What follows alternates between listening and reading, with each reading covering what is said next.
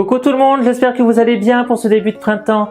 J'ai décidé aujourd'hui de partager avec vous la recette que je vais faire pour ce soir, c'est-à-dire des panini. Alors pourquoi faire des panini maison? Tout simplement, il y en a sans doute très bons au supermarché, mais un pain qui reste pendant 1 mois et demi sous du plastique sans se dégrader, même si c'est pré-cuit, ça me pose quand même des questions. Alors du coup, j'ai voulu apprendre à faire moi-même mes pains et comme on en consomme quand même pas mal, je me suis dit que ça allait être plus ça. Allez, on y va!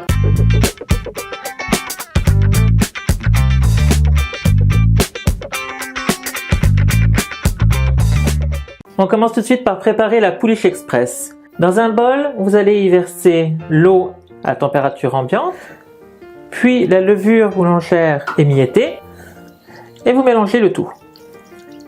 Vous venez y mettre le sucre, vous mélangez encore, tout petit peu, puis la farine. Et vous mélangez le tout pour obtenir un mélange lisse. Une fois que le mélange est réalisé, vous venez couvrir d'un papier film et vous laissez pousser pendant 1 heure au chaud jusqu'à ce que ça double de volume. Votre pouliche a doublé de volume. Dans la cuve du robot, vous disposez le sel, puis la farine.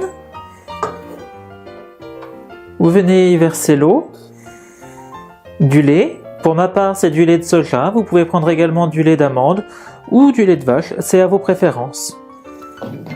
Puis, vous venez y verser la pouliche.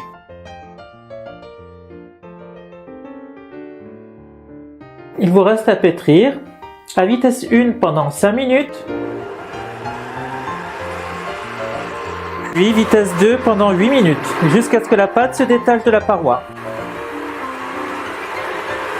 Une fois la première période de pétrissage finie, vous redescendez à la première vitesse et vous versez l'huile d'olive en filet fin.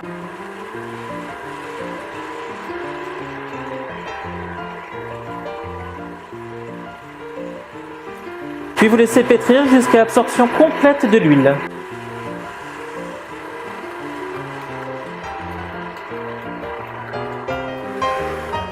Une fois que toute l'huile a été absorbée, vous récupérez la pâte. Vous reformez une jolie boule avec la pliure bien en dessous. Vous la disposez dans un saladier huilé. Vous venez couvrir et vous laissez pousser pendant 45 minutes. La première pousse étant bientôt finie, vous prenez une plaque que vous recouvrez de papier sulfurisé et que vous farinez très légèrement sur toute sa surface. Vous prenez votre pâte et vous allez la décoller pour ensuite la mettre sur votre plan de travail. Vous le farinez légèrement.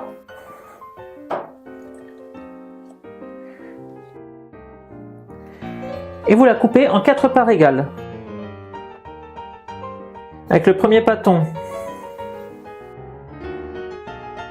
vous faites une jolie boule.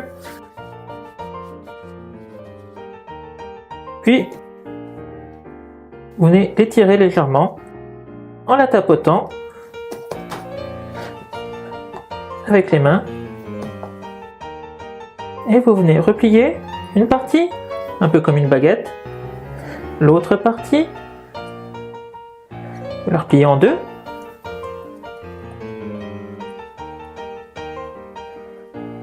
vous fermez,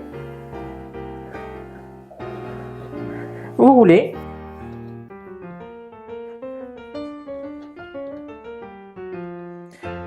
Et vous l'étalez sur une longueur d'à peu près 20 cm. Pour bien l'aplatir. Et vous la disposez sur votre plaque.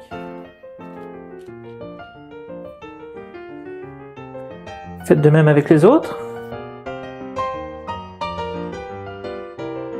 Alors je refais une boule tout simplement pour avoir la même quantité de pâte partout, notamment quand après je vais l'étaler.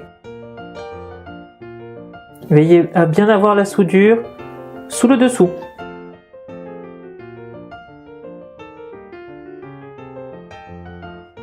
Vous recouvrez d'un torchon et vous laissez lever 30 à 40 minutes. Le temps de la deuxième levée, nous allons nous occuper des légumes.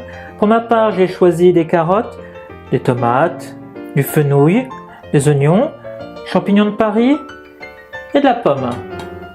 Après, vous prenez les légumes que vous souhaitez, selon ce que vous avez et selon ce que vous aimez. Je les détaille en tranches assez fines, à peu près 2 mm.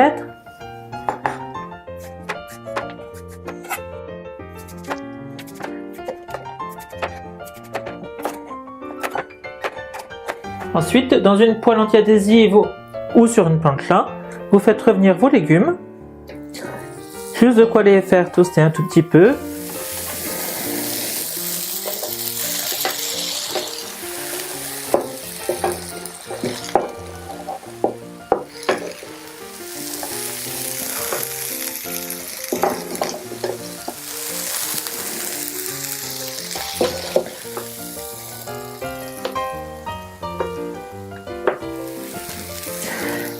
Quand vos légumes commencent à devenir bien souples, c'est à ce moment-là qu'on les retire. Et voilà, au final il ne reste plus que la tomate qui servira pour tout à l'heure. Dans le bol d'un mixeur, vous allez verser l'équivalent d'une cuillère à soupe d'origan, une cuillère à café de graines de moutarde, une demi-cuillère à café de cumin et une demi-cuillère à café de graines de coriandre. Là-dessus, vous ajoutez 2 pincées de fleur de sel et vous mixez le tout. Et voilà, vous obtenez une poudre fine très aromatique dans laquelle vous allez mettre 2 cuillères à soupe d'huile d'olive et 2 cuillères à soupe d'huile neutre. Vous mélangez le tout et vous laissez en attendre jusqu'à la cuisson du pain. Et voilà, la deuxième levée est faite. Nos pains sont toujours élastiques, ce qui est très bien, ils ont bien gonflé. Il ne reste plus qu'à les enfourner à 180 degrés. Pendant le préchauffage, vous mettez une lèche frite vide dedans, puis dès que vous enfournez, vous y versez un verre d'eau froide. Le but n'est pas de colorer les pains, juste de les cuire.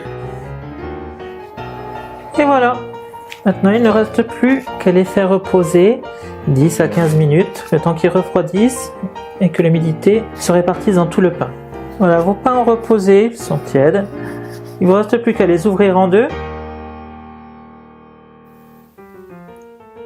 Vous venez déposer un peu d'huile, très légèrement également sur le dessus.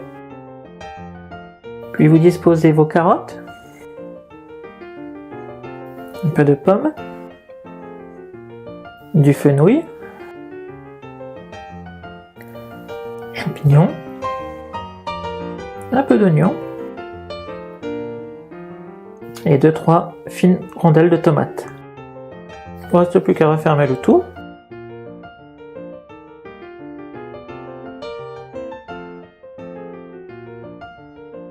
Il ne vous reste plus qu'à les cuire pendant 4 à 5 minutes. C'est selon votre appareil, sa puissance.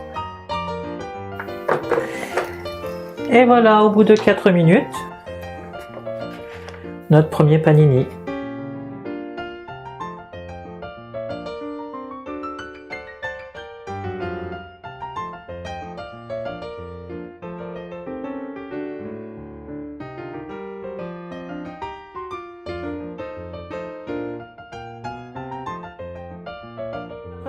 Et bien voilà, j'en ai à présent terminé avec cette recette. J'avoue, c'est un peu plus long à réaliser que si vous achetez directement le pain au supermarché. En revanche, vous y retrouverez au point de vue du goût et surtout vous saurez ce que vous avez mis dedans. Et ça, c'est super important. Ensuite, comme je vous disais, l'autre avantage, c'est que vous pouvez les aromatiser comme vous le souhaitez. Que ce soit avec de l'origan, avec du curcuma, avec de la tomate, pourquoi pas. Tout peut y être du moment que ça vous fasse plaisir, que vous aimez et qu'en plus ça aille avec ce que vous mettez à l'intérieur. N'hésitez pas à marquer dans les commentaires ce que vous en pensez, notamment quelles sont vos garnitures préférées pour vos panini maison. Et pour le moment, je vous dis à très bientôt et je vous fais de très gros bisous. Allez, à bientôt!